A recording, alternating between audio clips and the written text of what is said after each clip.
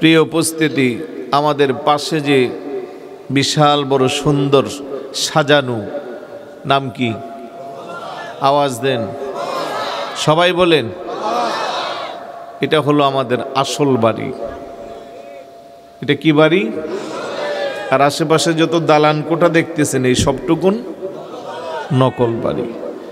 কিন্তু আমরা নকল বাড়ি সাজানোর জন্য পেরেশান দেওয়ানা, আসল বাড়ির খবর নাই।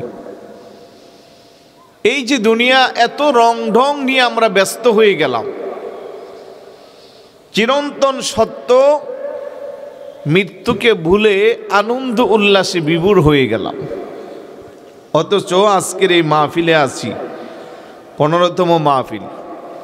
শুরুর বছর যারা ছিল অনেকে আজ আমাদের মাঝে, অনেকের হাড্ডিও কবরে খুঁজে পাওয়া যাবে না।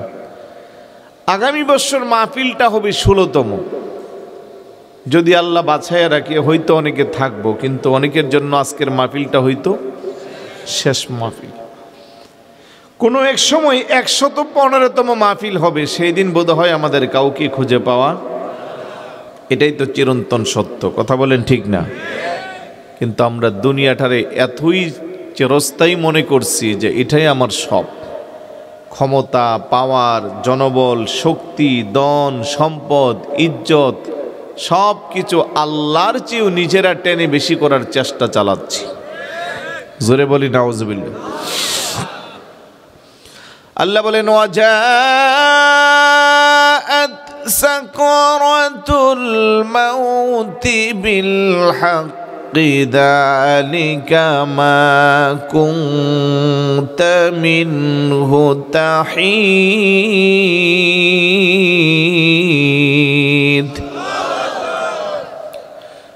এই মরণ থেকে বাঁচার জন্য বান্দা তুমি যতই তাল বাহানা করবা, হায়াতের বাজের যখন শেষ হয়ে যাবে, ধনী বলেন, গরিব বলেন, রাজা বলেন, প্রজা বলেন, ক্ষমতাশীল বলেন আর ক্ষমতা ছাড়া বলেন, বংশীয় বলেন, নির্বংশীয় বলেন, শিক্ষিত বলেন, অশিক্ষিত বলেন, এই পৃথিবীতে থাকার কোনো সুযোগ নাই।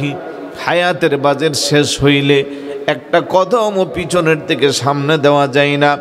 ইদা জাআ আজালুহুম লা ইস্তাখিরুনা সাআতাও ওয়ালা ইস্তাকদিমুন। হায়াতের বাজের যখন শেষ হয়ে যাবে, আল্লাহর পক্ষ থেকে যখন পরোয়ানা জারি হবে, মালাকুল মাউত আজরাইল আলাইহিস সালাতু ওয়াস সালাম যখন চলে আসবে, রে বাবা, পিছনের কদমটা সামনে দেওয়া যাবে না, ডানের কদম বামে দেওয়া যাবে না। অনেক সময় অনেকে বলে, হুজুর আমি পাইলিংয়ের মধ্যে আমার 100 টন রড হইলে সারত, কিন্তু আমি 200 টন রড লাগাইলাম। কেন? ভূমিকম্প হইলে, বড় ধরনের কোনো ক্ষয়ক্ষতি হলে যেন আমার বিল্ডিংটা না ভাঙে, আমি যেন বেঁচে থাকতে পারি। কিন্তু না, আল্লাহ বলে, আইনা মা তাকুনু ইদরিকুমুল মাউতু ওয়ালাউ কুনতুম ফি বুরুজিম মুশাইয়াদা। মরণ থেকে যতই পালাও, মরণ তোমায় লইবে ঘিরি, যদিও সুদূর আকাশ পানে পালাও সেটাই লাগিয়ে সিঁড়ি। বাঁচার জন্য যদি আটলান্টিক মহাসাগরের গভীর তলদেশে বাসত বাড়ি বানাই, কিংবা যদি মঙ্গল গ্রহেও লুকায়া থাকি, বাঁচার কোনো সুযোগ নাই। হায়াতের বাজেট যখন শেষ হয়ে যাবে, একটা সেকেন্ডও কোনো ছাড় দেওয়া হবে না। অনেকে বলে টাকা হইলে পৃথিবীর সব কিছু করা যা। আমি বলবো, হ্যাঁ, সব কিছু করা যা, বাঘের চোখ কিনা যা, হরিণের কলিজা খাওয়া যা, কিন্তু মালাকুল মউত আজরাইল আলাইহিস সালাতু ওয়াস সালামের সাথে সমঝোতা করে হায়াতকে বাড়ানো যায় না। কথা কোন ঠিক কিনা? টাকা দিয়া যদি হায়াত লম্বা করা যাইতো, বিল গেটসের মতো পৃথিবীর নামি দামি শিল্পপতি যারা, এলিন মাস্কের মতো যারা ছিল, যাদের অ্যাকাউন্টে সেকেন্ডে কোটি কোটি মার্কিন ডলার ঢুকে, ওরা জীবনেও কোনোদিন মরত না, ওরা পৃথিবীর মধ্যে আমরণ হয়ে থাকতো। কিন্তু আমার আল্লাহ বলে না, রাজা প্রজা ধনী বলি ক্ষমতাশীল যাই বলো, মুহূর্তের মাধ্যমে হায়াতের বাজেট যখন শেষ হয়ে যাবে, মালাকুল মউত আজরাইল আলাইহিস সালাতুস সালাম তার রূহটাকে কবজ করবে। আর এই দেহ থেকে যখন প্রাণ পাখিটা উড়াল দিয়ে চলে যাইবে, তারপরে আপনার আমার আসল ঠিকানা পরকালের প্রথম ধাপ, ওই ধাপের প্রথম স্থান হইল কবর। কথা বলেন ঠিক কিনা? আমার ভাইয়েরা, বাবা না, ওই কবরের চিন্তা আজ আমাদের মাথায় নাই, দুনিয়া নিয়ে আমরা ব্যস্ত। অথচ নবীর সাহাবীরা কবরের পাশ দিয়ে গেলে ছোট বাচ্চার মতো বিনাইয়া বিনাইয়া কান্না করত। হযরতে উসমান গনি জিন্নুরাইন রাদিয়াল্লাহু তাআলা কবরের পাশ দিয়া যাচ্ছে, ছোট বাচ্চার মতো বিনাইয়া বিনাইয়া কান্না করি। অন্যান্য সাহাবারা কো, হুজুর কেন এইভাবে কান্না করেন? হযরতে উসমান গনি জিন্নুরাইন রাদিয়াল্লাহু তাআলা বলে, আল কবরু রাউযাতুম মির রিয়াজিল জান্নাহ আও হুফরাতুম মিন হুফারিন নার। আল কবরু আউয়ালু মানজিলিম মিন মানাজিলিল আখিরাহ। রাসূলুল্লাহর জবান মুবারক থেকে শুনেছি, পরকালের প্রথম ধাপের অনেকগুলো ধাপের প্রথম ধাপের নাম হইল কবর। এই জন্য কবরের পাশ দিয়ে গেলে আমি কান্না করি। কবরটা কারোর জন্য জান্নাতের গর্ত সমূহের, জান্নাতের বাগান সমূহের একটা বাগান, আর কারোর জন্য জাহান্নামের গর্ত সমূহের একটা গর্ত। কথা কোন ঠিক কিনা? ঈমান যদি ভালো হয়, নেকির পাল্লা যদি ভারী হয়, খাতেমা বিল খায়র, শেষ মরণটা যদি ভালোভাবে হয়, এই কবরের মধ্যে শোয়াইতে দেরি, ছোট্ট কবরটাকে টেনে জান্নাতের সাথে সংযোগ করা হবে। চোখের জ্যোতি যত দূরে যাবে, কবরটারে আমার আল্লাহ তত বড় বানাইয়া দিবে। আর যদি আমল খারাপ হয়, নেকির পাল্লা যদি হালকা হয়, এই কবরে শোয়াইতে দেরি, ডানের মাটি বামের মাটি এত কঠিনভাবে চাপা দিবে, মুহূর্তের মধ্যে হাড্ডি গুড্ডু ভেঙ্গে পাউডারের মতো তছনছ হয়ে যাবে। ওই কবরের আযাবের দৃশ্য যদি দুনিয়ার কোনো মানুষ জমিন থেকে উপলব্ধি করতে পারত, স্ত্রী সন্তান টাকা পয়সা ব্যবসা বাণিজ্য দ্বন্দ্বলত সব ছাইরা সবাই কবরের জন্য পাগল পারা হইতো। কথা কোন ঠিক কিনা? কিন্তু ওই কবরের ভিতরের আযাবের দৃশ্য মানব জাতি বুঝে না। জমিনের উপরে যারা আছে, আমরা যারা মানুষ আছি, আমরা বুঝি না। পশু পাখিরাও মাঝে মধ্যে বোঝে। এই জন্য মাঝে মধ্যে গ্রামের যৌথ কবরস্থানে দেখবেন গরু গাধা কিংবা ছাগল ঘাস খাচ্ছে, হঠাৎ করে লেজ গুটাইয়া চিৎকার করে বের হয়ে যাচ্ছে। মুরব্বীরা সমালোচনা করে বোধহয় কোনো সাপ বিচ্ছু দেখছে। না না, সাপ বিচ্ছু দেখে নাই রে বাবা, কবরের ভিতরের আযাবের চিল্লা পাল্লা ওইটা বুঝতে পারে। আর তখন তার নিজের মধ্যে ভয়ঙ্কর রূপের দৃশ্যের আওয়াজ শুনলে ঠিক থাকতে পারে না। এই জন্য লেজ গুটাইয়া মাঝে মধ্যে গরুগুলো কবরস্থান থেকে পালাই। কথা কোন ঠিক কিনা? ভয়ঙ্কর আযাব দাউ ধাউ করে জ্বলতে থাকে, বিকট কান্নাকাটির আওয়াজ। কিন্তু আমরা যারা জমিনে আছি, আমাদের কানে শোনা যায় না। যদি শুনতে পারতাম, তাহলে আর দুনিয়ার মায়া আমাদের মধ্যে থাকতো না। কবরে রই আযাবি যদি কেউ দেখিত, দুনিয়াদারি সবে ছাড়িয়া পাগল হইত।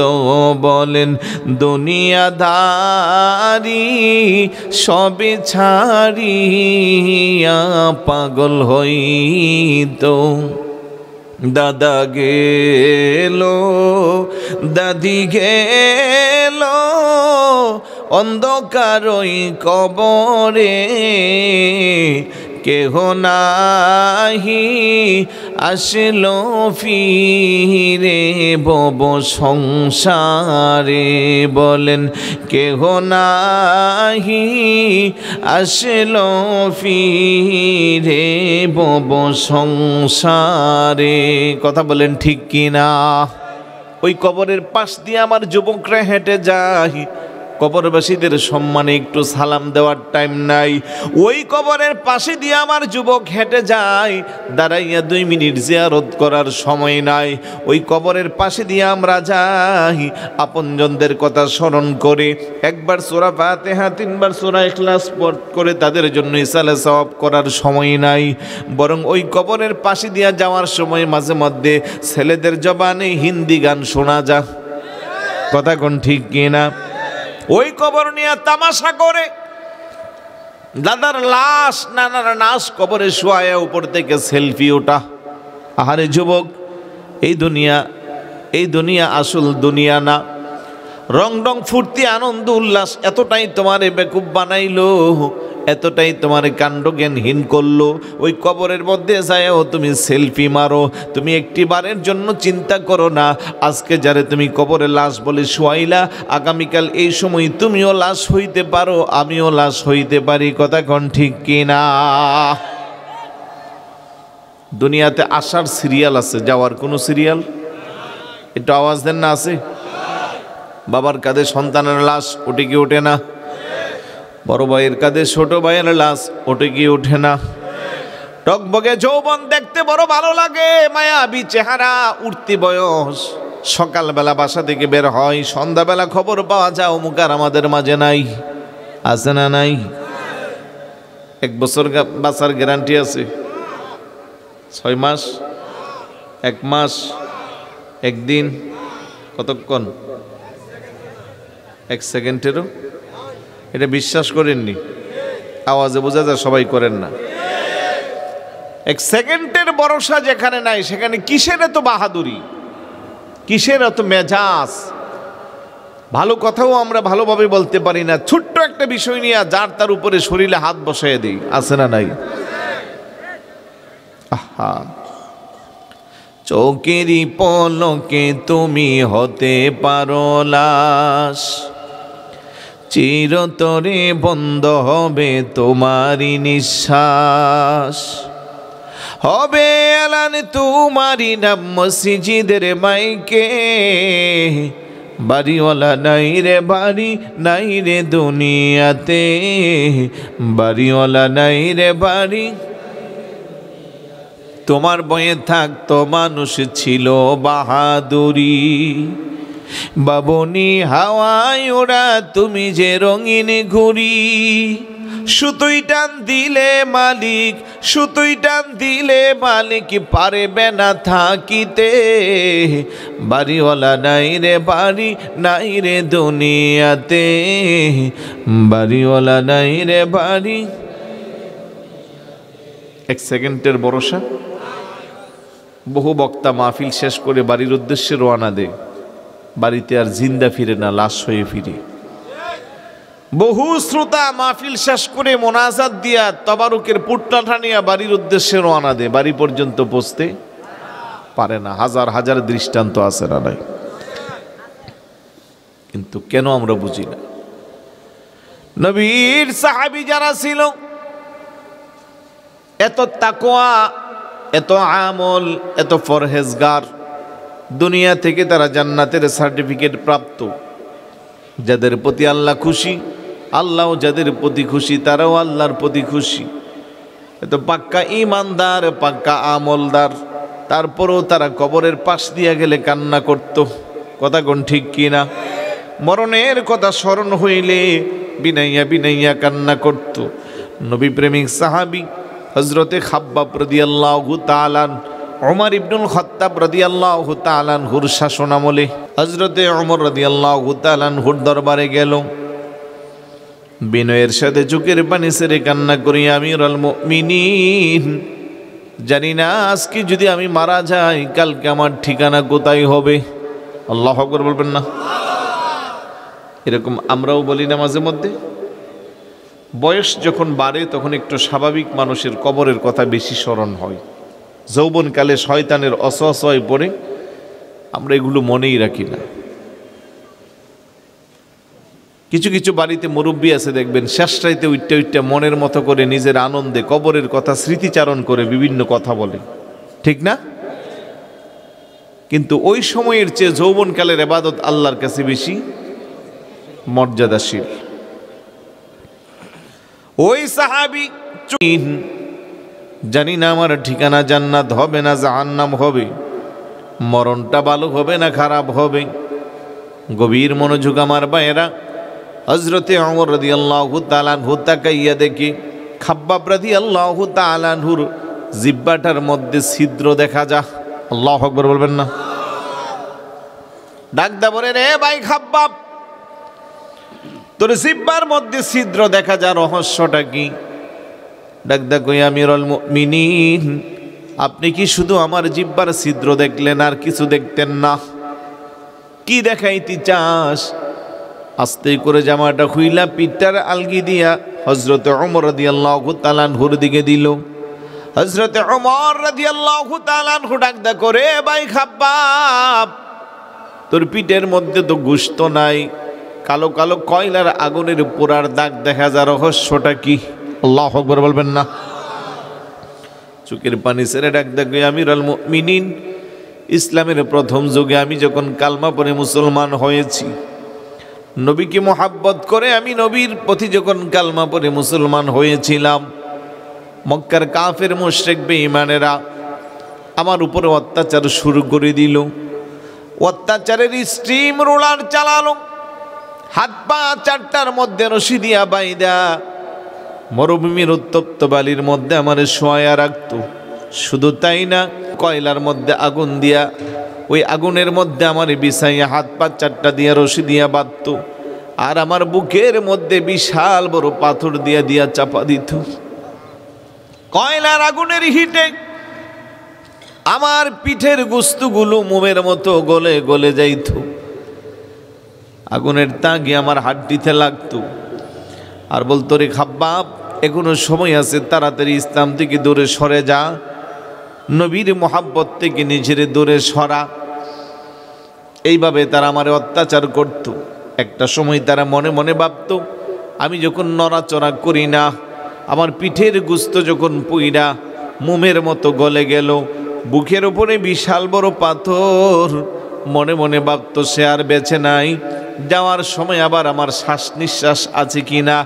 আস্তে করে তাদের কানটা আমার মুখের সামনে লাগাইতো, তখনও দেখতো আমার জবান দিয়া আল্লাহ আল্লাহ জিকির, সুবহানাল্লাহ। তখন আর সহ্য করতে না পেরে আমার জিহ্বাটারে টান দিয়া লম্বা লম্বা খেজুর গাছের কাঠা দিয়ে আমার জিহ্বার মধ্যে ছিদ্র করেছে, আর বলছে এখনো সময় আছে, তাড়াতাড়ি পথ থেকে ফিরে আস। আমি তাদের জবাবে বলতাম, একবার না, দুইবার না, শতবার না, হাজারবার যদি তোরা আমার আগুনের জ্বালাস পুরাস, আমার জিহ্বা যদি ছিদ্র করে কেটেও নিয়ে যাস, আমি আমার নবীর মোহাব্বত থেকে দূরে সরতে পারবো না, আমি আল্লাহর জিকির থেকে আমার জীবন জবানকে দূরে সরাবো না। চিৎকার করে বলি সুবহানাল্লাহ। কিন্তু কঠিন ইমানের উপরে ইস্তেকামাত থাকার পরও চিন্তা করে মরলে কবরটা ভালো হবে না খারাপ হবে, মরণটা ভালো হবে না খারাপ হবে, ঠিকানা জান্নাত হবে না জাহান্নাম হবে। ও আমার কোচাইতলি মধ্যপাড়ার যুবকরা, ভাইয়েরা, বাবারা, ওই সাহাবীদের আমলের সাথে ইমানের সাথে কম্পেয়ার করলে আপনার আমার ইমান আর আমল আসেনি? আর একটু জোরে বলুন। এত কষ্টের পরেও ইমানের উপরে ইস্তেকামাত ছিল, চিন্তা করতে মরলে কি হবে। আর আমরা সকাল থেকে সন্ধ্যা পর্যন্ত একটু যদি নিজের আমলের দিকে হিসাব করি, সকাল থেকে সন্ধ্যা পর্যন্ত মিথ্যার উপরে বাসছি, অন্যরে ঠগাচ্ছি, ব্যবসা করি ওজনে কম দিচ্ছি, চাকরি করি কাজে ফাঁকি দিচ্ছি, অফিসার আমলা কামলা টেবিলের নিচে দিয়ে হাদিয়া না আসলে ফাইল চলে না। কথা বলেন, আরেকটু জোরে বলুন, আছে না নাই? এলাকার মাতাব্বর সর্দারি করি, ঘুষ খাইয়া নেই রে অন্যায়, অন্যায় রে নেই বানাচ্ছি। আওয়াজে বোঝা যায় কুমিল্লাতে নাই? আওয়াজ দিয়ে বলুন, আছে না নাই? সুদের ব্যবসা আছে না নাই? ঘুষের ব্যবসা আছে না নাই? অবৈধ উপার্জন আছে না নাই? সন্ত্রাসী, চাঁদাবাজি, চুরি, ডাকাতি, টেন্ডারবাজি সব আছে। তো এইগুলোর মধ্যে যখন হাবুডাবু খাইব, তখন অন্তর বলতে একটা কথা আছে, এটা কি জিন্দা না মরা? এটা মরে গেলে আর কত কথাই বলি, কোনো তাসির হয় না।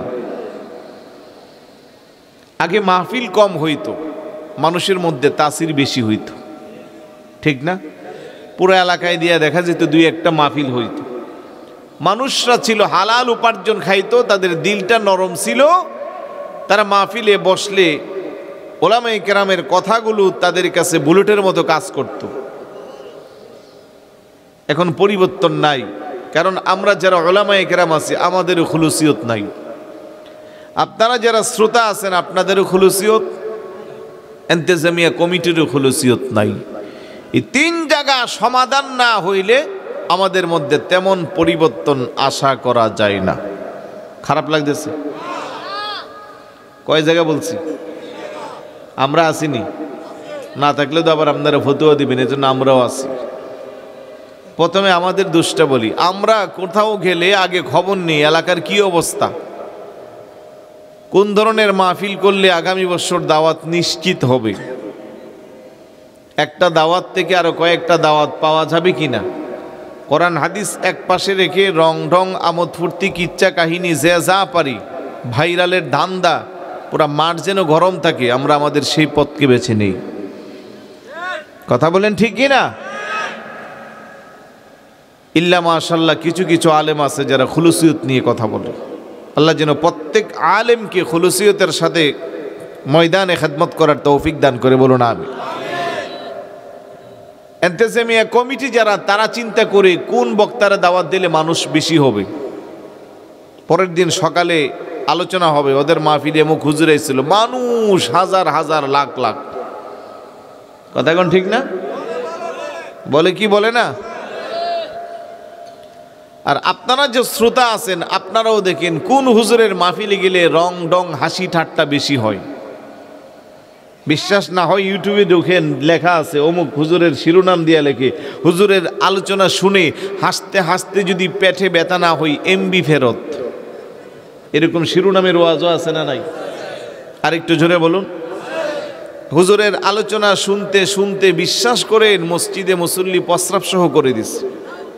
আরেকটু জোরে বলি নাউজুবিল্লাহ। আল্লাহ বলে ফালিয়াদহাকু কলিলা ওয়ালিয়াবকু কাসীরা, তোমরা বেশি বেশি কান্না করো, কম কম হাসো। আর আমার হুজুররা মানুষটা হাসাইতে হাসাইতে অপবিত্র বানায় ফেলতেছে। পুরো 1 ঘন্টা 1.5 ঘন্টার আলোচনায় সুখে মানে বোঝা যায় যে কৌতুক অভিনেতারাও ওনাদের কাছে হার মানতেছে। এরকম আলোচকও বাংলাদেশে আছে না নাই? আরেকটু জোরে বলুন, আছে না নাই? তাদের ডিমান্ড বেশি, সিরিয়াল পাইতে সময় লাগে, এই জন্য হাসি ঠাট্টা তামাশা শোনার জন্য আমার শ্রোতা ভাইয়েরা ওনাদেরকে বেশি মহাব্বত করে। এই জন্য আমাদের কোন আমল নাই। 3 জায়গার দোষটাই কিন্তু আমি বললাম। শ্রোতাও সমস্যা আছে, আয়োজকও সমস্যা আছে, আমরা যারা বক্তা আছি আমাদেরও সমস্যা আছে। এই 3 জায়গায় যদি আমরা খুলুসিয়ত আনতে পারি, এই জমিনে এত বেশি পরিমাণের মাহফিল হয়, বিশ্বের আর কোথাও এত মাহফিল হয় না। কথা কোন ঠিক কি না? মিডল ইস্টের কান্ট্রিতে তো এরকম সমাবেশ করার কোনো সুযোগই নেই, সেমিনার করতে হয়। আমি যাই বিভিন্ন কান্ট্রিতে, যেমন শুধু একবার আমি এক সফরে প্রায় ওমানে প্রায় 33টার মতো মাহফিল করছি। এগুলা তাও মাইক ব্যবহার করা যায় না, বক্স। বিভিন্ন গ্যারেজের ভিতরে প্রায় 4-5 হাজার মানুষ সমাবেত হয়, এরকম মানুষ জমায়েত হয়, কিন্তু মাইক ব্যবহার করা যায় না। তাছাড়া মিডল ইস্টের অন্য কোনো কান্ট্রিতে উন্মুক্ত ময়দানে আর কথা বলার সুযোগ। আপনি সৌদি আরবে যান, এরকম সেমিনার করবেন, সব অ্যারেস্ট। দুবাইতে যান, কাতারে যান, কুয়েতে যান, কোনো সুযোগ নাই। শুধু ওমানের মধ্যে একটু শিথিল ছিল, তাও গত বছর এটা আবার জটিল হয়ে গেছে। তাহলে সবচেয়ে বেশি মাহফিল হয় আমাদের বাংলাদেশে, আলহামদুলিল্লাহ বলবেন না? পার্শ্ববর্তী কান্ট্রি ইন্ডিয়াতেও আছে, আসাম, শিলচর, হাইলাকান্দি, মিজোরাম, কলকাতার এই সাইডটা খুব বেশি হয়।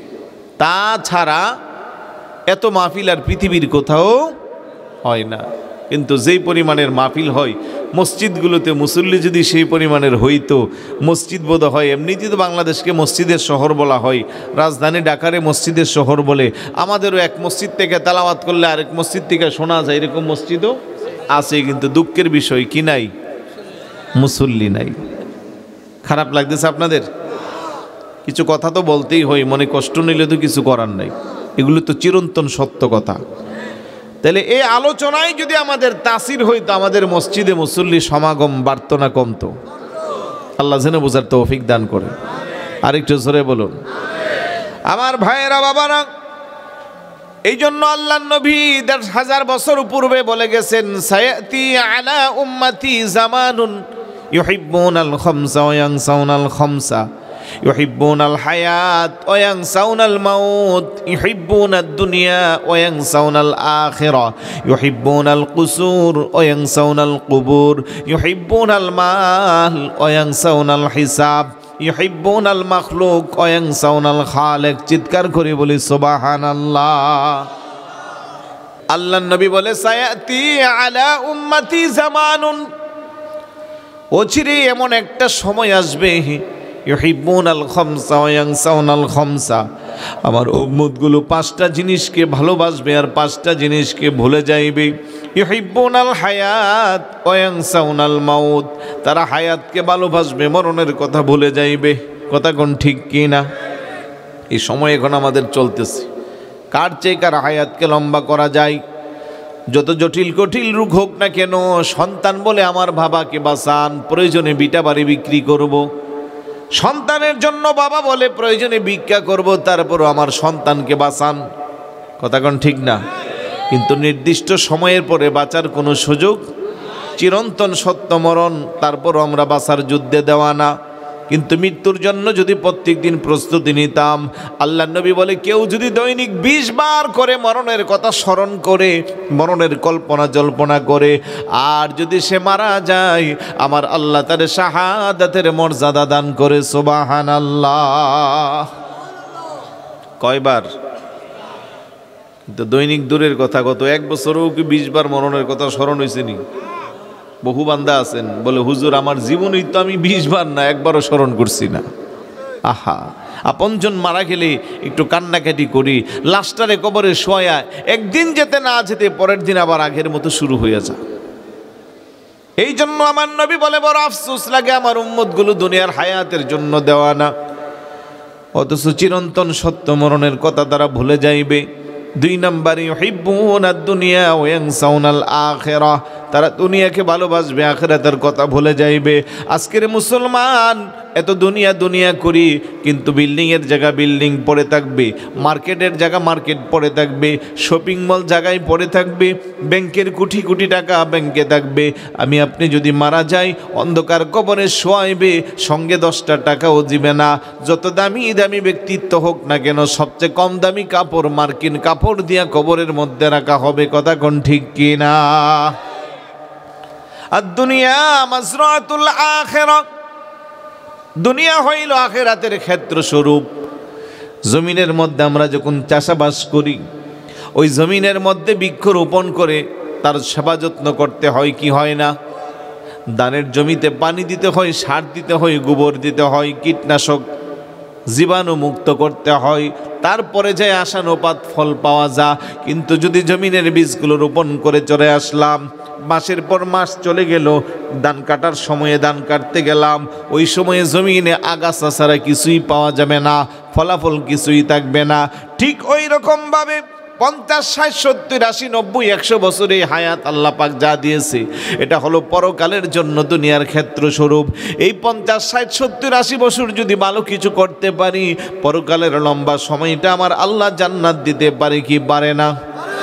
আর একটু জোরে বলুন, পারে কিনা? আদ-দুনিয়া সিজনুল মুমিনিন ওয়া জান্নাতুল লিল কাফিরিন। এই জন্য বলা হয় দুনিয়াটা হলো ইমানদারের জন্য জেলখানা, আর কাফের মুশরিক বেঈমানের জন্য হলো বালাখানা। কথা কোন ঠিক কি না?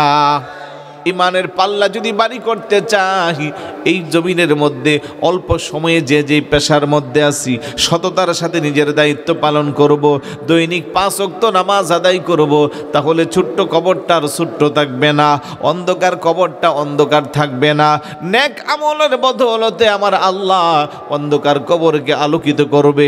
বড় করে বলি সুবহানাল্লাহ। 3 নম্বরে আমার নবীকে ইউহিব্বুনাল কুসুর ওয়া ইয়ানসাউনাল কুবুর, আমার উম্মতগুলো দুনিয়ার রাজপ্রাসাদকে ভালোবাসবে, 3.5 হাত কবরের কথা ভুলে যাইবে।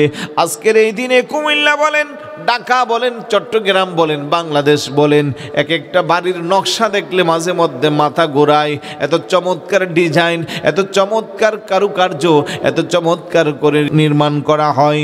বলে যত টাকা লাগে, টাকার কোনো সমস্যা নাই, আমার বাড়ির ডিজাইনটা যেন ভিন্ন হয়, আমার বাড়ির গেটের ডিজাইনটা যেন বড় দামি হয়। কারণ দূর থেকে ছেলেরা বাইকে করে আসবে, চমৎকার বাড়ি হইলে তার সামনে সেলফি উঠাইয়া ফেসবুকে আপলোড দিবে। এই দুনিয়ার বাহাদুরি, দুনিয়ার বাহবা পাওয়ার জন্য এই 3.5 হাত কবরকে বহিলা, চিরস্থায়ী কবরকে বহিলা, চিরস্থায়ী ভারীকে বহিলা, অস্থায়ী ঠিকানা নিয়ে পাগল পারা। কথা বলেন ঠিক কিনা? অথচ সব কিছু জায়গায় পড়ে থাকবে, আপনাকে আমাকে কবরে যেতে হবে। ওই কবরে কোনো সাথী নাই, বাতি নাই, বন্ধু নাই, বান্ধবী নাই, থাকার বিছানাও নাই। ওই ছোট্ট কবরটা আকৃতিতে যদিও ছোট্ট, আমল যদি ভালো হয় বড় হবে। ওই কবরের মধ্যে যখন আপনারা শোয়াইবে, তারপরে কি হবে? সওয়াল জবাবের বিষয় আছে না নাই? কয়টা প্রশ্ন কবরে? প্রশ্ন কয়টা? কি কি? আর রব্বুকা ওমা দীনুকা ওমান নবিয়ুকা, এগুলো আমরা কমন যারা জানি। কিন্তু সহিহ বুখারী, ইমাম বুখারী আলাইহির রহমা, ওনার সহিহ বুখারীর মধ্যে প্রশ্ন আনছে কয়টা? একটা। 3 নম্বরের প্রশ্ন, মা কুনতা তাকুলু ফি হাক্কি হাদার রাজুল আল্লাযী বুইসা ফীকুম, এই ব্যক্তিকে যাকে তোমাদের কাছে পাঠানো হয়েছিল। আগের 2টা প্রশ্ন উনি রাখেন নাই। কেন রাখেন নাই? ব্যাখ্যা আসবে।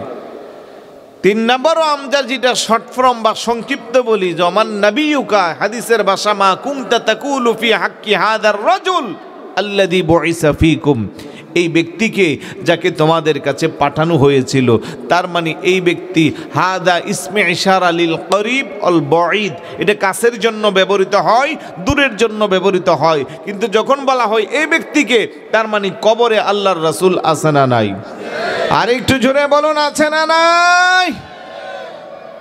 এটা আমাদের আকীদা। আমরা যারা আহলে সুন্নাত ওয়াল জামাতের আকীদা বিশ্বাস করি, আমাদের আকীদা, আমাদের কবরে আমার রাসূল আসে না নাই? মরণে চেহারা মোবারক দেখিও, আকা কাছে বসে কালিমাটা পড়িয়ে দিও। মারহাবা বলবেন না? রাসূলকে দেখে দেখে যদি মরণ হয়, তার কোনো চিন্তা আছে? আরেকটু জোরে বলুন, ঘুমটা যেন ভাঙে, অনেকের ঘুম চলে আসছে। এটা আমার সাথে বলুন, মরণে চেহারা মোবারক দেখিও, আকা কাছে বসে কালিমাটা পড়িয়ে দিও। বলেন, কাছে বসে কালিমাটা, আওয়াজে বোঝা যায় সবাই নবীর কাছে বসে কালমা পড়াইবে। এটা আমরা চান না মনে সবাই। মারাত্মক ভুল করবেন। আবেগটা চোখগুলো খুলে মহাব্বতে চোখ বন্ধ করে বলেন, মরণে চেহারা মোবারক দেখিও, আকা কাছে বসে কালিমাটা পড়িয়ে দিও।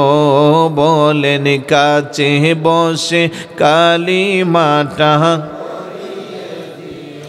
রওজা মোবারকে বারে বারে নিও, কদম মোবারকে চুমিতে দিও, আকা কদম মোবারকে চুমিতে দিও। হায় হায় রোহটা বের হতে হাসিটা দিও, আকা রোহটা বের হতে হাসিটা দিও। তোমার মোবারক হাত আমার কপালে দিও। বলেন, মরণে চেহারা মোবারক দেখিও, আকা কাছে বসে কালিমাটা পড়িয়ে দিও। বলেন, কাছে বসে কালিমাটা, আবু বকর উমর উসমান হতে পারি নাই, বেলায়েতের সম্রাট যিনি ওই রকম প্রেম নাই আকা, বেলায়েতের সম্রাট যিনি ওই রকম প্রেম নাই। হায় হায় গোলামে যারা তাদের সাথে আমায় রাখিও, বলেন গোলামে যারা।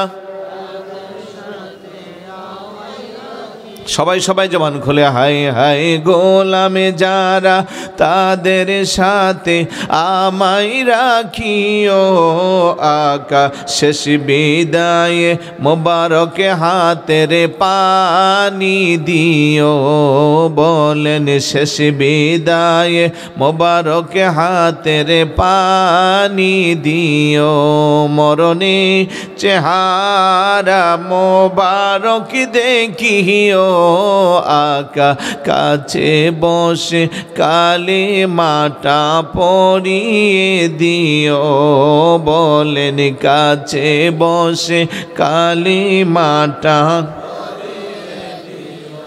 গোসল দিয়ে জানাজা পড়াইতে নিবে, অসহায়ের দিকে একটু মায়াই তাকাবে, আকা অসহায়ের দিকে একটু মায়াই তাকাবে। হায় হায় কবরে যখন আমি একা থাকিব, বলেন কবরে যখন আমি একা থাকিব, তোমার কদম মোবারকে আমায় টানিয়া নিও, বলেন মরণে চেহারা মোবারক দেখিও, আকা কাছে বসে কালিমাটা পড়। রোজা মোবারকে বারে বারে নিও, কদম মোবারকে চুমিতে দিও, বলেন কদম মোবারকে চুমিতে দিও, আকা রুহুটা বের হতে হাসিটা দিও, আকা রুহুটা বের হতে হাসিটা দিও, তোমার মোবারক হাত আমার কপালে দিও, বলেন মরণে চেহারা মোবারক দেখিও, আকা কাছে বসে কালিমাটা পড়িয়ে। মারহাবা বলবেন না? আরেকটু জোরে বলুন মারহাবা। ওই নুরানি নবীর নুরানি চেহারা মুবারক দেখে দেখে যদি শেষ নিঃশ্বাসটা ত্যাগ করি রে ভাই, খোদার কসম আমাদের কোনো টেনশন নাই, পরকালে জান্নাত ছাড়া আমাদের কোনো যাওয়ার রাস্তা নাই। কথা কোন ঠিক কিনা? ওই দয়ার নবী মায়ের নবী আপনার আমার কবরে আসবে কি আসবে না? জোরে বলুন আসবে কি না? মনোযোগ আসেনি? প্রশ্ন কয়টা কবরে? তিনটা। এক নম্বরের প্রশ্ন মার রব্বুকা, বান্দা যদি ইমানদার হয়ে জবাব দিবে রব আমার। ফেরেশতা বলবে তোমার যে রব তার প্রমাণ কি? বান্দা বলবে কুল হুয়াল্লাহু আহাদ আল্লাহুস সামাদ লাম ইয়ালিদ ওয়া লাম ইউলাদ ওয়া লাম ইয়াকুল লাহু কুফুয়ান আহাদ। মারহাবা বলবেন না? ফেরেশতা খুশি না বেজার? বলবে যার কি প্রমাণ আছে? বান্দা বলবে আল্লাহু লা ইলাহা ইল্লা হুয়াল হাইয়ুল কাইয়্যুম লা তাখুযুহু সিনাতুন ওয়ালা নাওম। ফেরেশতা খুশি, বান্দা জবাব দিতে পারল। ডাক দা বলে আর কি প্রমাণ? বান্দা বলবে হুয়াল্লাহুল্লাযী লা ইলাহা ইল্লাহু আলিমুল গায়বি ওয়াশ শাহাদাতি হুয়ার রহমানুর রহিম। সুবহানাল্লাহ। ফেরেশতা খুশি। 2 নম্বর প্রশ্ন, ওমা দীনুকা, তোমার দিন কি? বান্দা বলবে দীন আল ইসলাম। ফেরেশতা বলবে তার প্রমাণ কি? বান্দা জবাব দিবে ইন্নাদ-দীনা ইনদাল্লাহিল ইসলাম। আল্লাহু আকবার বলবেন না? ফেরেশতা খুশি না বেজার? আর কি প্রমাণ?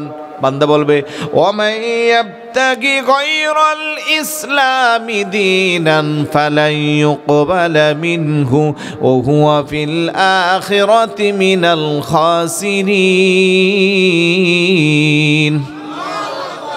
ফেরেশতা খুশি না বেজার? রে বান্দার কি প্রমাণ? বান্দা বলবে আল ইয়াউমা আকমালতু লাকুম দীনাকুম ওয়া আতমামতু আলাইকুম নি'মাতি ওয়া রাদিতু লাকুমুল ইসলাম দীনা। বড় করে বলি সুবহানাল্লাহ। 3 নাম্বার প্রশ্ন কি? এভাবে জিজ্ঞাসা করবে আর কি প্রমাণ? বান্দা বলবে হুয়াল্লাযী আরসালা রাসূলাহু বিল হুদা ওয়া দীনিল হক লিইয়ুযহিরাহু আলাদ-দীনি কুল্লিহি ওয়া কাফা বিল্লাহি শাহীদা। সুবহানাল্লাহ বলবেন না? ফেরেশতা কো হারি বান্দারে জাহাজিকে সব জবাব দিচ্ছে। তার মানে 2 নম্বর প্রশ্নের মধ্যে 100-তে 100। আওয়াজ দিয়ে বলুন 100-তে 100। তার মানে আগে আমাদের স্কুলগুলোতে আমরা ছোট সময় পরীক্ষা দিতাম, প্রথম সাময়িক, দ্বিতীয় সাময়িক, বার্ষিক বা তৃতীয় সাময়িক বলতো। কথা কোন ঠিক কি না? একটু বোঝার জন্য খেয়াল করেন। মনে করেন প্রথম সাময়িক পরীক্ষায় সব বিষয় পরীক্ষা দিয়েছেন 100-তে 100। দ্বিতীয় সাময়িক পরীক্ষায় পরীক্ষা দিয়েছেন সব বিষয়ে 100 থেকে। ফাইনাল পরীক্ষা একটাও দিতে পারেন নাই। এখন আপনার উপরের ক্লাসে দেওয়ার কোনো সুযোগ আছে? আওয়াজে বোঝা যাচ্ছে? নাই, কোনো আইনে এটা কভার। আচ্ছা, এবার উল্টাটা দেখেন। প্রথম সাময়িকে 3টা পরীক্ষা দিয়েছেন, খালাম্মার বিয়া লাগছে, স্কুল থেকে ছুড়ে দেয় না, এখন কি বিয়া আটকানো যাইব? গেছেন গা। পরীক্ষা দিয়েছিলেন কয়টা? 3টা। তার মানে এখানে নাম্বার হিসাব করলে নাই বলতে গেলে। দ্বিতীয় সাময়িক পরীক্ষা 5টা পরীক্ষা দিয়ে 6 নম্বর পরীক্ষার দিন এমন পাতলা পায়খানা, ডায়রিয়া, কুসাইতলি হাসপাতালের বেডে। আর সুযোগ আছে? তাহলে দ্বিতীয় সাময়িকও ভালো করে দেওয়া গেল না। এখন ফাইনাল পরীক্ষা দেওয়ার আগে হেড স্যার বলবে ভালো করে পরীক্ষা দিও। ফাইনাল পরীক্ষা সবটা ভালো করে দিল, সব বিষয়ে ফাঁস। এখন উপরের ক্লাসে যাওয়ার সুযোগ আছে না নাই? আর একটু জোরে বলুন, আছে না নাই? ইমাম বুখারী আলাইহির রাহমা এটাই বোঝাচ্ছে রে আলাইহিস সালাতুস সালাম। পঞ্চম আসমানে হযরতে হারুন আলাইহিস সালাতুস সালাম, ষষ্ঠ আসমানে হযরতে মুসা আলাইহিস সালাতুস সালাম, সপ্তম আসমানে হযরতে ইব্রাহিম খলিলুল্লাহ আলাইহিস সালাতুস সালাম। তাইলে মুসা পয়গম্বর এখন ছিলেন নিজের কবরের পাশে, কিছুক্ষণ পরে পাওয়া গেল মসজিদে আকসা, কিছুক্ষণ পরে পাওয়া গেল ষষ্ঠ আসমানে। মুসা নবী কয়জন? আর একটু জোরে বলুন, কয়জন? মুহূর্তের মধ্যে পাওয়া গেল কয় জায়গা? এটা মাথায় ঢোকান, কয় জায়গা? কেন মাথায় ঢুকাবেন? আমি যে একটু আগে বললাম কবরের মধ্যে নবী আসবে। এখন কালকে চায়ের দোকানে বসলে আমার কিছু ভাইয়েরা আপনারে বুঝাইবে, হুজুরও বলে গেল তোমরাও বিশ্বাস করলা। জিজ্ঞেস করবে তোমাদের নবী কয়জন? আপনি বলবেন আমাদের নবী একজন। ওই ব্যক্তি বলবে একই সময়ে কুমিল্লাও মানুষ মারা যায়, চান্দিনা মারা যায়, দেবিদ্দার মারা যায়, বুড়িচং মারা যায়, লাকসাম মারা যায়, 14 গ্রাম মারা যায়, চট্টগ্রামে মারা যায়, ঢাকা মারা যায়। একই সময়ে হাজার হাজার মানুষ মারা যায়, আবার একই সময়ে তাদেরকে কবরস্থ করা হয়। তো নবী যদি একজন হয়, একসাথে সবাইয়ের কবরে কেমনে যায়? তখন আপনার মধ্যে শয়তান ওয়াসওয়াসা দিবে। কথা তো ঠিক, কথা কোন ঠিক না? এখন এই ঠিক কথার জবাবটাও আমি আপনারে শিখাইয়া দেই। আপনি বলবেন ভাই ঠিক আছে, আপনার কথা বড় চমৎকার, যুক্তি বড় ভালো, এবার বলেন যে মানুষগুলারে কবরে শোয়াইলো, কবরে শোয়ানোর আগে তো তাদেরকে আগে মারতে হয়েছে, তাদের রূহটাকে আগে কবজ করতে হয়েছে। আপনি বলবেন রূহ কবজ করে কে? তারা বলবে ফেরেশতা। বলে ওই ফেরেশতার নাম কি? বলবে মালাকুল মউত আজরাইল আলাইহিস সালাম। আপনি বলবেন আজরাইল কয়জন? উনি বলবে একজন। আপনি বলবেন একজন ফেরেশতা একই সময়ে সারা বিশ্বে এত মানুষের জান কেমনে কবজ করে? কথা কোন ঠিক কিনা? এবার দেখবেন চান্দুর চেহারাটা মলিন হয়ে যায়, সামনের দিকে আর কথা বাড়াবে না, মনে মনে ভাববে তারে দিয়া কাজ হইবে না। কথা কোন ঠিক কিনা? ও মুসলমান, মুসা পয়গম্বর যদি এট এ টাইম 3 জায়গা থাকতে পারে, আমার নবী আপনার নবী হাজার হাজার জায়গায় থাকতে পারে কি পারে না? আল আম্বিয়া ও আহিয়াউন ফি কুবুরিহিম ফায়ুমকিনু লাহুম সিমাউন সালাতাম মান সাল্লা আলাইহিম। হাদিস শরীফের মধ্যে আসছে নবী আলাইহিস সালাতু ওয়াস সালামরা তাদের রওজার মধ্যে তারা জীবিত থাকে, ওইখানে তারা আযানের ধ্বনি শুনতে পায়, ইকামতের ধ্বনি শুনতে পায়। আমার আল্লাহ তাদেরকে রিজিকের ব্যবস্থা করে, তাদের কবরের মধ্যে তাদেরকে জীবিত অবস্থায় আল্লাহ খানাপিনা দান করে। সুবহানাল্লাহ। অপর হাদিসে আসছে আল আম্বিয়া ও আহিয়াউন বা'দা 40 ইয়াওমান মিন ওয়াফাতিহিম ইয়াসিরুনা কাসাইরুল আহিয়া ইয়াকুনুনা হাইসু ইয়ানজিরুহুমুল্লাহ ওয়া লিহায়াতুল আম্বিয়া বা'দা মাউতিহিম শাওয়াহিদুন। নবী আলাইহিস সালাতু ওয়াস সালামকে যখন কবরের মধ্যে শোয়ানো হয়, 40 দিন পরে আমার আল্লাহ তাদেরকে স্পেশাল পাওয়ার দান করে, যে পাওয়ারের মাধ্যমে ইয়াসিরুনা কাসাইরুল আহিয়া, জীবিত মানুষ যেমন এক স্থান থেকে অন্য স্থানে যায়, তারাও যাইতে পারে, ভ্রমণ করতে পারে। বড় করে বলি সুবহানাল্লাহ। নবীকে এই ক্ষমতা দিয়েছে কে? আল্লাহ। আর একটু জোরে বলুন আল্লাহ। তাইলে কবরে নবী আসতে পারে কি পারে না? আর একটু জোরে বলুন পারে কি পারে না? আপনার আমার কবরে নবী আসলে আমরা চিনব কি চিনব না? চিনব এই কারণে, কারণ আমাদের অন্তরে নবী আছে না নাই? আমরা নবীরে দাঁড়াইয়া সালাম দেই, আমাদের কিছু ভাইরা কো সালাম দেওয়া বেদাত। আমরা নবীর শানে স্লোগান দেই ইয়া রাসূলুল্লাহ, কেউ বলে ফালতু স্লোগান, কেউ বলে স্লোগান বলা যাবে না। ও মুসলমান, ইয়া রাসূলুল্লাহ শব্দের সাথে তোমার কেন এত দুশ্মনী, কেন তোমার এত চুলকানি আমার বুঝে আসে না? যে কালমাটা পয়রা মুসলমান হইলা, ওই কালমারও এক অংশ আল্লাহ, আরেক অংশ আল্লাহর রাসূল। কথা কোন ঠিক কিনা? যে নামাজ পড়ো, যে আজান দেই, যে একামত হই, নামাজের মধ্যে আল্লাহর স্মরণ, নবীরে সালাম না দিলে নামাজ হবে নাকি? তাহলে নামাজের গুরুত্ব কম না বেশি? নামাজটা পড়ি কার জন্য? সালাম দিতে হবে কাকে? সুবহানাল্লাহ বলবেন না? নামাজে আল্লাহর সালাম নেই না আল্লাহ পাকে, ওয়াজিবে হলো সালামে দিবে নবীজিকে। ঠিক না?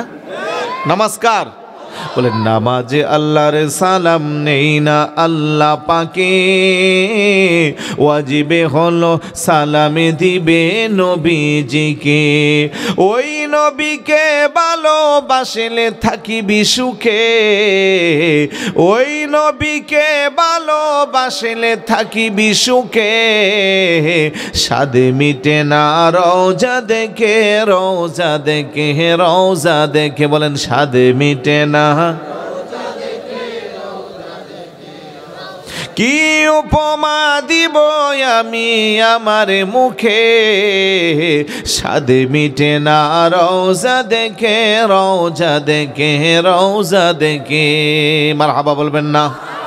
আশিকেরা ইমানদাররা অল্প কথাই বুঝে ফেলে, মুনাফিকদের নবীর দিদারে নাই কপালে। কথা কোন ঠিক কিনা? আমরা যারা আশিক দাবি করি, আমরা যারা নবীর মুহাব্বতের উম্মত দাবি করি, আমরা এত দলিল খুঁজি না, আমরা শুধু নবীরে ভালোবাসতে জানি। কথা কোন ঠিক কিনা? আর মুনাফিকরা শুধু দলিল খুঁজবে, দলিল খুঁজবে, দলিল দিয়া বুঝাইলেও তারা সেটা মানবে না, কারণ তারা মুরব্বীদের কথাকে বেশি প্রাধান্য দেয়। আমরা মুরব্বী বুঝি না, আমাদের ভালোবাসা, আমাদের আকীদা যেতে যেতে নবীর সাহাবাদের সাথে, সাহাবীদের দৃষ্টিভঙ্গি নবীর জন্য যেমন ১৫০০ বছর পরে এসে সুন্নি যারা, তাদের দৃষ্টিভঙ্গিও তেমন। কথা কোন ঠিক কিনা? আশিকেরা ইমানদাররা অল্প কথাই বুঝে ফেলে, মুনাফিকদের নবীর দিদারে নাই কপালে। আশিকে পাবে নবীজিকে সুখে দুঃখে, আশিকে পাবে নবীজিকে সুখে দুঃখে, সাদে মিটে না রওজা দেখে, রওজা দেখে, রওজা দেখে, বলেন সাদে মিটে না। কি উপমা দিব আমি আমার মুখে, সাদে মিটে না রওজা দেখে, রওজা দেখে, রওজা দেখে। মারহাবা বলবেন না? ওই নবীর মোহাব্বত অন্তরে আছে না নাই? ওই নবীর মোহাব্বত থাকলে নবীর আদর্শ অনুসরণ করতে হবে নি। আল্লাহ বলে মাইয়ুতির রাসূল ফাকাদ আতা আল্লাহ ওয়া মান তাওয়াল্লা ফামা আরসালনাকা আলাইহিম হাফিজা। নিশ্চয়ই মাইয়ুতির রাসূল ফাকাদ আতা আল্লাহ, তোমাদের মধ্যে যে কেউ আমার রাসূলের ইতাআত করবে ফাকাদ আতা আল্লাহ, সে যেন প্রকৃতপক্ষে আমি আল্লাহ কি যেন অনুসরণ করলো। সোজা কথা, মানব নবীকে, মানা হবে কাকে? একটু বিছনের বাইরে আওয়াজ দেন, কাকে? অনুসরণ করব নবীর করা হবে কার? অনুকরণ করব নবীর করা হবে কার? জবান খুলে আওয়াজ দিতে হবে। রাসূলের অত অনুসরণ করতে গেলে নামাজের দরকার আছে না নাই? পিছনের বাইরে আওয়াজ দিয়ে বলুন, আছে না নাই? রোজা দরকার আছে না নাই? সামর্থ্যবানদের হজ যাকাতের দরকার আছে না নাই? রাসূলের অনুসরণ করতে গেলে রমজানের রোজা রাখা দরকার আছে না নাই? রাসূলের অনুসরণ করতে গেলে মুরব্বীদের সম্মান করা দরকার আছে না নাই? আব্বা আম্মার খেদমতের দরকার আছে না নাই? এবার বুঝে শুনে জবাব দিবেন। রাসূলের অনুসরণ করতে গেলে মিথ্যা কথা বলা যাবে, গীবত করা যাবে, চুগলখড়ি করা যাবে, সুদ খাওয়া যাবে, ঘুষ খাওয়া যাবে, মদ খাওয়া যাবে, গাঁজা খাওয়া যাবে, ইয়াবা খাওয়া যাবে, অন্যের হক নষ্ট করা যাবে, মিথ্যা মামলা দিয়া হয়রানি করা যাবে। তাহলে কোনটা হা কোনটা না সবাই জানি, কিন্তু বাস্তবে আমল করতে পারি না। আফসোস লাগে, আমরা মুসলমান, আমাদের চলার জন্য কি চমৎকার ফায়সালা করে দিয়েছে আল্লাহ। মা আতাকুমুর রাসূলু ফাখুযু ওয়া মা নাহাকুম আনহু ফান্তাহু। আল্লাহ বলে আমার রাসূল তোমাদের জন্য যা নিয়ে এসেছে তা তোমরা আঁকড়ে ধরো, যা নিষেধ করেছে তা তোমরা বর্জন করো। ঠিক না? তা রাসূলের চলার বাহিরে আপনি আমি চলতে পারবো? এই যে আমাকে বলা হয়েছে কবরের পাশাপাশি আব্বা আম্মার কথা বলতে, মা বাবার খেদমত, মা বাবার খেদমত, নামাজ পড়া যেমন ফরজ, রোজা রাখা যেমন ফরজ, আব্বা আম্মার খেদমত করাও। ওয়া'বুদুল্লাহ ওয়া লা তুশরিকু বিহি শাইআ ওয়া বিল ওয়ালিদাইনি ইহসানা। আল্লাহ বলে ইবাদত বন্দেগী করবা আমি আল্লাহর, ওয়া লা তুশরিকু বিহি শাইআ, আমার ইবাদতে কাউকে শরীক করা যাবে না। তারপরে কি করবা? ওয়া বিল ওয়ালিদাইনি ইহসানা, তুমি তোমার আব্বা আম্মার খেদমত করবা, সেবা যত্ন করবা। তাহলে আল্লাহর ইবাদতের পরেই আব্বা আম্মার খেদমতের কথা বলেছেন, তার মানে তার গুরুত্ব কম না বেশি? ভাই জবাব দেন, কম না বেশি? অনেক বেশি। আল্লাহর পরে এই পৃথিবীতে আমাদের উপরে সবচেয়ে বেশি ইহসান হলো বাবা আর মার। আর বাবা মায়ের উসিলায় আল্লাহ আপনাকে আমাকে এই দুনিয়ার আলো দেখিয়েছে। এমন মা বাবাকে কষ্ট দেই। আমি বাংলাদেশের প্রত্যন্ত এলাকায় যাই, মাঝে মধ্যে সাদা দাড়িওয়ালা মুরব্বী বাবারা স্টেজে ওঠার আগে কেউ রুমে যায়, কেউ রাস্তায় দেখা হলে কানে কানে বলে, হুজুর অন্তত 5টা মিনিট আব্বা আম্মার খেদমতের কথা বলি। এগুলো কি মেসেজ দেয়? ওই বাবাটা বেশি একটা সুখে নাই, ভালো নাই। কথা কোন ঠিক না? সাহাবী আসছে আল্লাহর নবীর কাছে, ইয়া রাসূলুল্লাহ, ইয়া হাবিবাল্লাহ, আমি যুদ্ধের ময়দানে যেতে চাই। আমার নবী কো তোমার আব্বা আম্মা বেঁচে আসেনি? কহা আছে। যুদ্ধের ময়দানে যাওয়া দরকার নাই, আব্বা আম্মার খেদমত করো। সাহাবীর মনে শান্তি লাগে না, যুদ্ধে যাইতে চাই। কিছুক্ষণ পরে পিছনের দিক দেখো, ইয়া রাসূলুল্লাহ, আমি যুদ্ধে যাইতে চাই। রাসূলুল্লাহর একই কথা, আব্বা আম্মা বেঁচে আসেনি? কহা আছে। তাদের খেদমত করো। কিছুক্ষণ পরে ডান দিকে বাম দিকে আবার সামনে আসলো। আমার নবী ডাকতে করে, সাহাবী যুদ্ধে যাইবার জন্য কেন এত পাগল পারা হইনি? হুজুর যুদ্ধে যাইয়া যুদ্ধ করতে করতে যদি আমি মরে যাই, আমার আল্লাহ আমারে শহীদের মর্যাদা দান করবে। আর যদি গাজীর বেশি ফিরে আসি, মানুষ আমারে গাজী বলবে। আমি গাজী অথবা শহীদ হইতে চাই। আমার নবী ডাকদা করে, আমার সাহাবী তোর যুদ্ধে যাওয়া দরকার নাই, বাড়িতে যাইয়া তোর আব্বা আম্মার খেদমত করবি। খেদমত করতে করতে যদি তুই মারা যাস, আমার আল্লাহ তোরে শাহাদাতের মর্যাদা দান করবে। আর যদি আল্লাহু আকবার, ইয়া রাসূলুল্লাহ, ইয়া গাউসুল আজম দস্তগীর জিন্দাবাদ জিন্দাবাদ। হুঁশিয়ার সাবধান। ও আমার নবী ডাক দেখো সাহাবী, আর যদি খেদমত করতে করতে বেঁচে থাকিস, আমার আল্লাহ তোরে গাজীর মর্যাদা দান করবে। সুবহানাল্লাহ বলবেন না? আল্লাহ নবী কো রহিমা আনফুন সুম্মা রহিমা আনফুন সুম্মা রহিমা আনফুন, তিনবার বলল ওই ব্যক্তির নাক দুলিশাত হয়ে যাক, ওই ব্যক্তি নাক দুলিশাত হয়ে যাক, ধ্বংস হয়ে যাক। সাহাবারা জিজ্ঞাসা করলো, ইয়া রাসূলুল্লাহ, ইয়া হাবিবাল্লাহ, কার কথা গো আপনি এভাবে তিনবার বললেন? আমার নবী কমান আদরাকা ওয়ালিদাইহি ইনদাকাল কিবারা আহাদুহুমা আও কিলাহুমা সুম্মা লাম ইয়াদখুলিল জান্নাহ, যে ব্যক্তি বার্ধক্যজনিত অবস্থায় তার আব্বা আম্মা দুইজন কিংবা আব্বা কিংবা আম্মারে পাইল আর তাদের খেদমতের মাধ্যমে জান্নাত ক্রয় করতে পারল না, সে যেন ধ্বংস হয়ে যা। বড় করে বলি নাউজুবিল্লাহ। এমন আব্বা আম্মা আছে না নাই? আল্লাহ নবী কো হুমা নারুকা ওয়া জান্নাতুকা, পিতা মাতাই তোমার জান্নাত, পিতা মাতাই তোমার জাহান্নাম। রিদার রব্বি ফি রিদাল ওয়ালিদাইন ওয়া সাখাতুর রব্বি ফি সাখাতিল ওয়ালিদাইন, পিতা মাতার সন্তুষ্ট আল্লাহ সন্তুষ্ট, পিতা মাতা অসন্তুষ্ট আল্লাহ অসন্তুষ্ট। সাহাবী এসলে আরেক সাহাবী এসে কই, ইয়া রাসূলুল্লাহ মান আহাক্কু বিহুসনি সাহাবাতি, আমি কার সাথে সবচেয়ে ভালো আচরণ করব? আমার নবী কো কলা উম্মুকা, তোমার মায়ের সাথে। সাহাবী জিজ্ঞেস করে কলা সুম্মা মান, তারপরে কার সাথে? আমার নবী কো কলা উম্মুকা, তোমার মায়ের সাথে। সাহাবী জিজ্ঞেস করে কলা সুম্মা মান, তারপরে কার সাথে? আমার নবী কো কলা উম্মুকা, তোমার মায়ের সাথে। সাহাবী জিজ্ঞেস করে কলা সুম্মা মান, তারপরে কার সাথে? আমার নবী কো কলা আবুকা, তোমার পিতার সাথে। চিৎকার করে বলি সুবহানাল্লাহ। মার কথা কয়বার? আওয়াজ দিয়া। বাবার কথা? তার মানে বাবারে ছোট করছে? মুঠেই না। তিনবার মায়ের কথা, একবার বাবার কথা, তার মানে বাবাকে ছোট করেন নাই। মুহাদ্দিসিনে কেরাম হাদিসের ব্যাখ্যা দিয়েছে, দাপে দাপে মা সবচেয়ে বেশি তিনটা বড় কষ্ট করে, যেই কষ্ট বাবার করতে হয় না। ও মুসলমান, গভীর মনোযোগ। এক নম্বরে কষ্ট হলো গর্ভে ধারণ করা।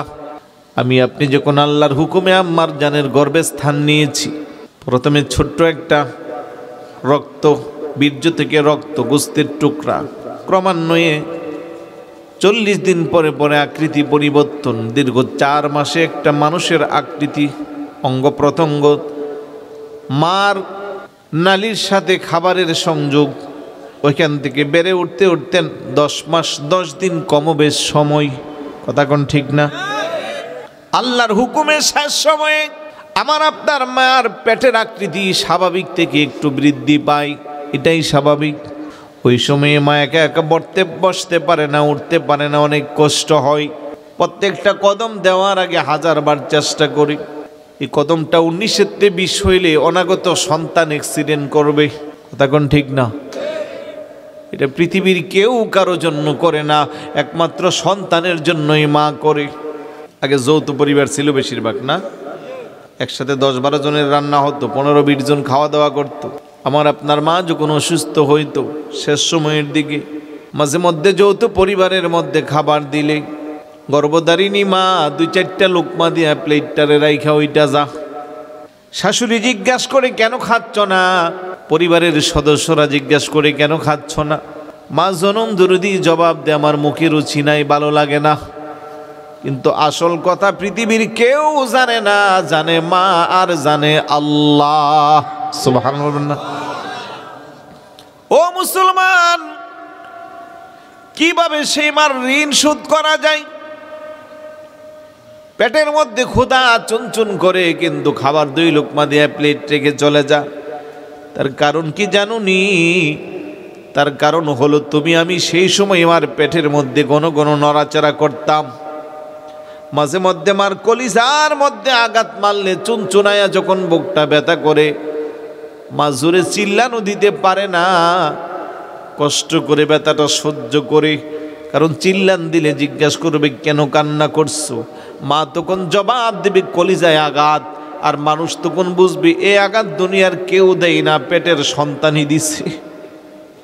তাই অনাগত সন্তানের উপরে যেন কোনো অপবাদ না আসে, কেউ যেন সন্তানকে নিয়ে কোনো বাজে মন্তব্য না করে। এই জন্য সন্তানের লাথি খাইয়া আমার কলিজাটা চুনচুন করে প্লেটটারে রাইখা ওইটা যা ভাতও খায় না। ও মুসলমান, তুমি দুনিয়াতে আসো নাই, আমি দুনিয়াতে আসি নাই, তখন মা তোমার আমার মান সম্মান নিয়ে চিন্তা করি। মা চিন্তা করে আমি যদি আমার সন্তানের উপরে অপবাদ দেই, আমার সন্তানটা এখনো তো দুনিয়াতে আসে নাই, পরিবারের সদস্যরা তার সম্পর্কে বাজে মন্তব্য করতে পারে। এই জন্য মা যতই কষ্ট হয়, যতই অভুক্ত থাকে, খাবার না খেয়ে থাকে, তারপরেও সন্তানের উপরে অপবাদ দেয় না। এই যে দীর্ঘ 10 মাস 10 দিন মার কষ্ট করতে হয়, এই কষ্ট কিন্তু কোনো বাবার করতে হয় না। কথা বলেন ঠিক কি না? 2 নম্বরের কষ্ট কি? 2 নম্বরের কষ্ট হলো প্রসব যন্ত্রণা। সন্তান আগতর সময়ে যে মাদের যন্ত্রণা শুরু হয়, এটা যে কত ডেঞ্জারাস, কত কষ্ট, পৃথিবীর কোনো পুরুষ তো দূরের কথা, কোনো মহিলাও তা অনুধাবন করতে পারে না যদি না সে প্রসব যন্ত্রণায় মা হয়। কথা কোন ঠিক কি না? এখন তো হাসপাতালে যাইয়া অনেক মা প্রসব যন্ত্রণা কি সেটা বুঝতেও পারে না, সিজারের মাধ্যমে অবশ করে আগিয়ে নিয়ে আসে, কষ্ট পায়, শারীরিকভাবে অনেক লস হয়, কিন্তু প্রসবের যে যন্ত্রণা এটা বোঝা থেকে সে মাহরুম হয়। ঠিক না? আমার ভাইয়েরা বাবারা, আগেরকার বেশি বাচ্চা যার যার বাড়িতে প্রসব হইতো, দাসী মহিলাদেরকে বাড়িতে নেওয়া হইতো। আমার আপনার মার যখন প্রসব যন্ত্রণা শুরু হয়, হাত পা 4টার মধ্যে রশি দিয়া জবরদস্তি করে যেমনে বাঁধে এইভাবে চাপদা ধরে রাখে। অনেক সময় অনেক মা বলে, আহারে সন্তান জন্ম দেওয়া এত কষ্ট হইলে আমি জীবনে কোনোদিন মা হইতাম না। দাসী মহিলারে ডাকতে বলে, আমারে ছুরি দে, বডি দে, আমার কল্লাটা আলাদা করে দে। কেন এত কষ্ট জানেননি? আমি আর আপনি যখন আম্মাজানের গর্ভে ছিলাম, আমাদের পাগুলো ছিল নিচের দিকে, মাথাটা দিল উপরের দিকে। যেই মাত্র আল্লাহর হুকুম হয়, দুনিয়াতে আসার সময় হয়, অটোমেটিক পা 2টা উপরের দিকে চলে যা, মাথাটা নিচের দিকে চলে আসে। আর তখন ঘন ঘন সন্তান মার কলিজার মধ্যে পা দিয়া আঘাত করে। ওই মুহূর্তে এক একটা আঘাত পৃথিবীর টনে টন জিনিস দিয়া আঘাত করলেও এতটা কষ্ট হয় না। সন্তানের পায়ের আঘাত মার কলিজায় প্রসবের সময় লাগলে যা হয়, আল্লাহু আকবার বলবেন। আপনি আমি সেটা বোঝার কোনো ক্যাপাসিটি নাই, শুধু আমরা বলতে পারি, কিন্তু কত যে কষ্ট এটা একমাত্র বুঝে মা। 2 নম্বরের কষ্ট করে সন্তানের জন্য মা। বহু মা সন্তানকে দুনিয়ার আলো দেখাইতে যাইয়া নিজের জীবনের আলো নিবে যা, আছে না নাই? এই জন্য আল্লাহ নবী কই, এই সময় যদি কোনো মহিলা মারা যায়, আমার আল্লাহ তারে শাহাদাতের মর্যাদা দান করে। সুবহানাল্লাহ। 3 নম্বরের কষ্ট কি? 3 নম্বরের কষ্ট হলো দীর্ঘ 2 বছর পর্যন্ত, 2.5 বছর পর্যন্ত সন্তানকে মা স্তন্যপান করায়। এই কনকনে শীতের মধ্যে বাবারা যারা আমরা ঘুমাই, বহু সন্তান আছে দিনের বেলা ঘুমায়, রাতের বেলা সজাগ থাকে। ছোটো বাচ্চার স্বভাব হলো ঘন ঘন প্রস্রাব করা, আর ছোটো বাচ্চার স্বভাব হলো একটু পরে পরে ক্ষুধা লাগলে কান্নাকাটি করা। জনম দরদি মা সারাটা দিন সংসারের এত কষ্ট করে, রাতের বেলা ক্লান্ত শ্লান্ত শরীর নিয়ে যখন শুয়ে যা, চোখটা লাগে, ঘুম লাগে, আর অমনি সন্তান কান্না করে ঘুম থেকে লাফ দিয়ে ওঠে, ঘুমটা লাগে, অমনিতেই সন্তান কান্না করে।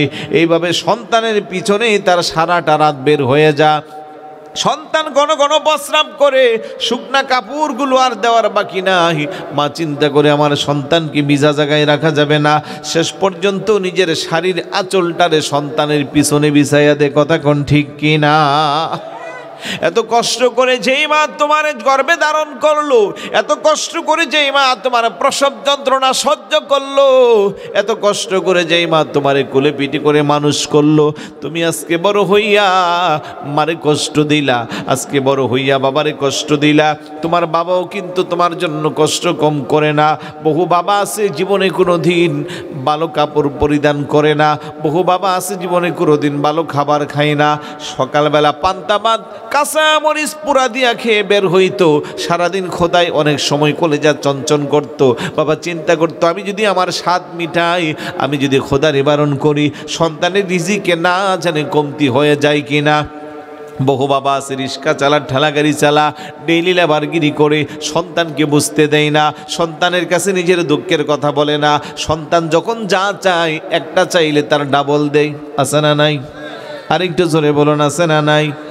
এই যে মা আর বাবা তোমার জন্য আমার জন্য এত কষ্ট করলো, সন্তান যদি তার শরীরের চামড়া দিয়া মা বাবার জুতা বানাইয়া দেয়, তারপরও মা বাবার ঋণ সন্তান কোনোদিন শোধ করতে পারবে না। কিন্তু আজকে সেই সন্তান বড় হইয়া মার খবর রাখে না, সেই সন্তান বড় হইয়া বাবার খবর রাখে না, যথাসময়ে আব্বা আম্মার যা প্রয়োজন তা দেয় না। স্ত্রী সন্তানের জন্য বারান্দের কোনো অভাব নাই, বন্ধু বান্ধব নিয়ে রেস্টুরেন্টে বসে বসে অনেক চা নাস্তা খাইয়া বিল দেয়, কিন্তু আব্বা আম্মারে মাস শেষে মেডিসিনের জন্য কিছু টাকা দিতে গেলে হিসাব শুরু হয়ে যা। আছে না নাই? আরেকটু জোরে বলুন। খোদার কসম রে যুবক, নামাজ পড়তে পড়তে জিন্দিগি শেষ করে ফেললা, রোজা রাখতে রাখতে তুমি বড় রোজাদার হাজি হয়ে গেলা, দান সদকা করো, এলাকার সবাই তোমারে খুব ভালো জানে, কিন্তু কোনো কারণে যদি তোমার মা, কোনো কারণে যদি তোমার বাবা তোমার প্রতি কষ্ট নিয়ে থাকে, খোদার কসম তোমার ঠিকানা হইবে জাহান্নাম। কথা কোন ঠিক কিনা? ইমাম শাফি রহমতুল্লাহি আলাইহি মজহাব চারটা, কয়টা বলেন তো?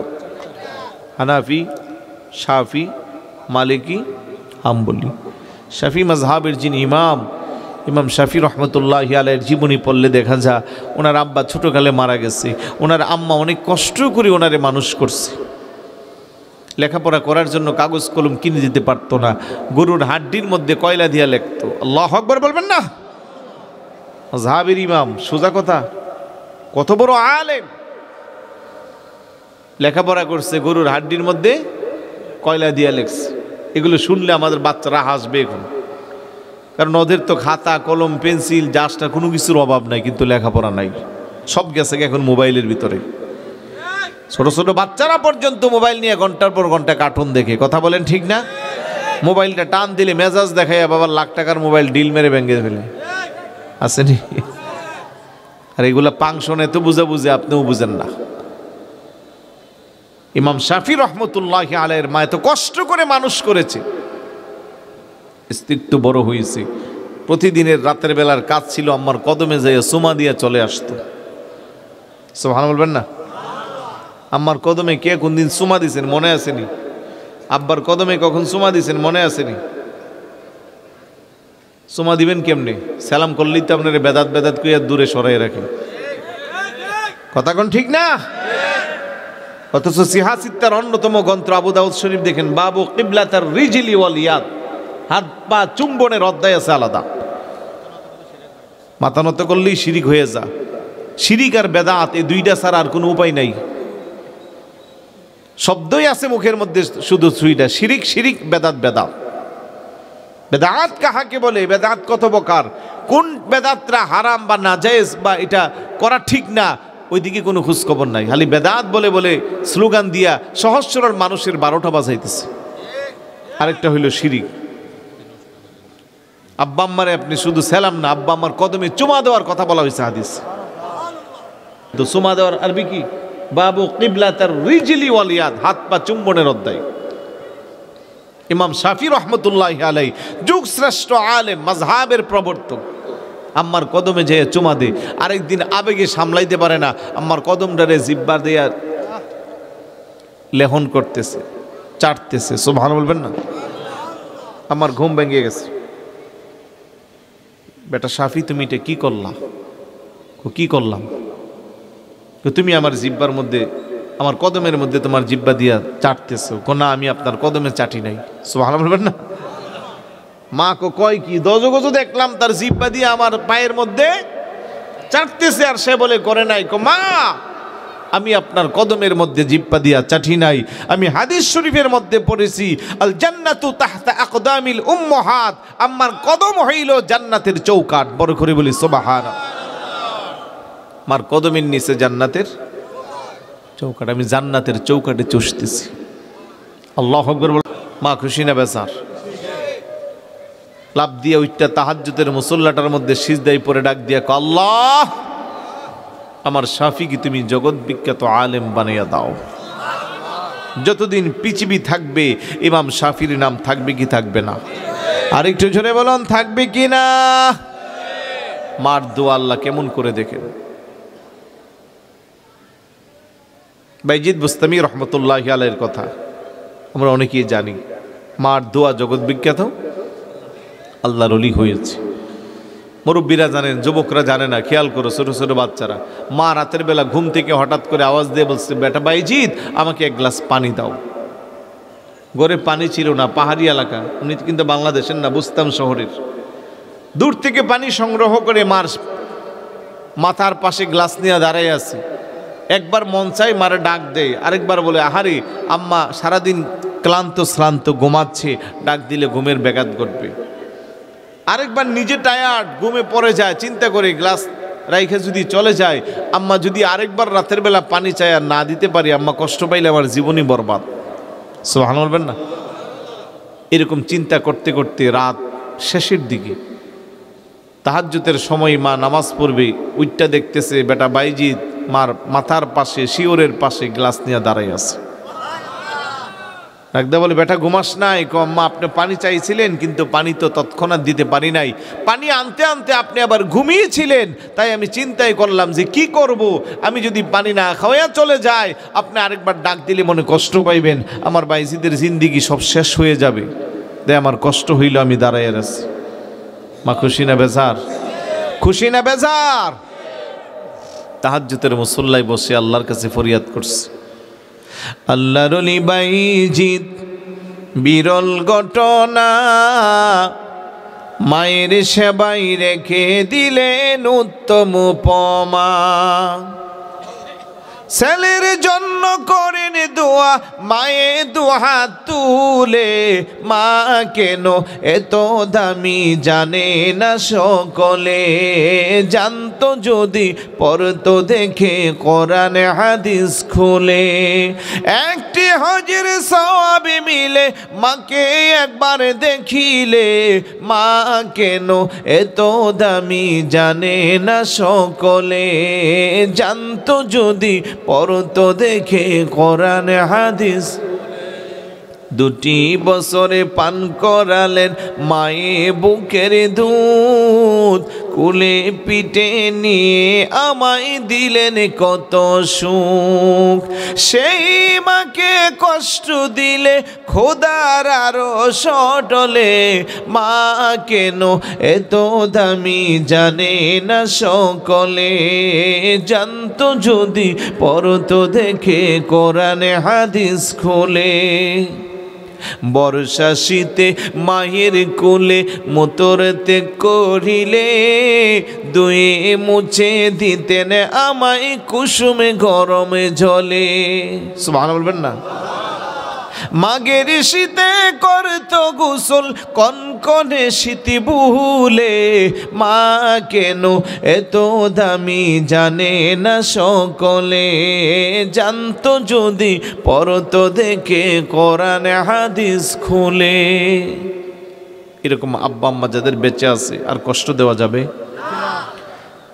পাঁচজন ভাই হাত উঠাইবেন যারা জীবনে কোনোদিন আব্বা আম্মারে দমক দিবেন না। তাহলে কোরআনের একটা আয়াতকে মান্য হবে, কারণ আল্লাহ বলে ওয়ালা তানহার হুমা, দমক দেওয়া যাবে না। আল্লাহ তুমি কবুল করো। আর বাকিরা দিবা। ছোট ছোট বাচ্চা কতটি আছে? অনেকের মা নাই। আহা, যাদের মা নাই তাদের কলজাটা তো মনে ছিঁড়ে যাচ্ছে। আজ যদি মা থাকতো মার খেদমত করে কবুল হজের সওয়াব নেওয়া যাইত, ঠিক না? রাসূলুল্লাহকে তোর আব্বা আম্মার দিকে নেক নজর দিয়ে তাকাইবি, তোর আমল নামায় একটা কবুল হজের সওয়াব। সাহাবিকে যদি 100 বার তাকাই, আল্লাহ নবীকে 100 বার তাকাইলে 100টা কবুল হজের সওয়াব। 6.5 লক্ষ 7 লক্ষ টাকা খরচ করে হজ করবেন, কবুল হয় কি হয় না তার গ্যারান্টি দেওয়ার মতো পৃথিবীতে কেউ কোনো মুফতি আছে? কিন্তু আজকের মাহফিল থেকে যাইয়া আব্বা আম্মার চেহারার দিকে নেক নজরে তাকাইলে একটা কবুল হজের সওয়াব, এটা সব হুজুরাই ফতোয়া দিতে পারবে। কথা বলেন ঠিক কি না? এমন আব্বা আম্মাকে কখনো কষ্ট দেওয়া যাবে না। 5 ওয়াক্ত নামাজ পড়বেন তো। এরকম 12টার মধ্যে মাহফিল শেষ হইলে ফজর পড়তে কোনো টেনশন আছে? 6:10 জামাত, মানে অন্তত আপনি এক করে ফালায় ফলাইয়ে 5 ঘন্টা ঘুমাইতে পারবেন। একটাও যদি ঘুমান 6টা বাজে উঠলে 5 ঘন্টা ঘুমাইলে আর ঘুম আপনারা কিলাইলেও ঘুমাইতো না। কথা কোন ঠিক না? আগামীকাল ফজর থেকে নামাজটা শুরু হবে তো, বলেন না ইনশা